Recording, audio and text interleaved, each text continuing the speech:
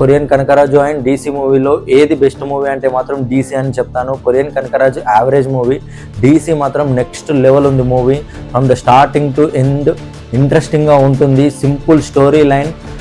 ఒక సర్కార్ అనే వ్యక్తి కింద ఇల్లీగల్ దందా చేసే హీరో ఒక కేసులో ఇరుక్కుంటాడు. ఒక పిల్లగాడికి డబ్బులు హెల్ప్ చేసే పనిలో తను ఇరుక్కొని అలా వేరే ప్లేస్కి వెళ్తాడు, పోలీసుని చంపేసి.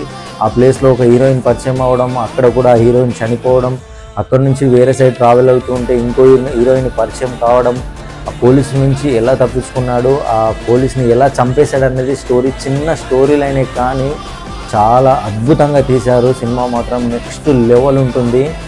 బ్యాక్గ్రౌండ్ స్కోర్ మాత్రం అనిరుద్ధ్ టోప్ అని చెప్పొచ్చు. ఇప్పటివరకు తను తీసిన సినిమాలలో ఇది one of the best background score ఇచ్చాడు ఈ మూవీకి మాత్రం. ఇంటర్వెల్ తర్వాత వచ్చే పెళ్లి సీన్లో మాత్రం గూస్ బంప్స్ వస్తాయి.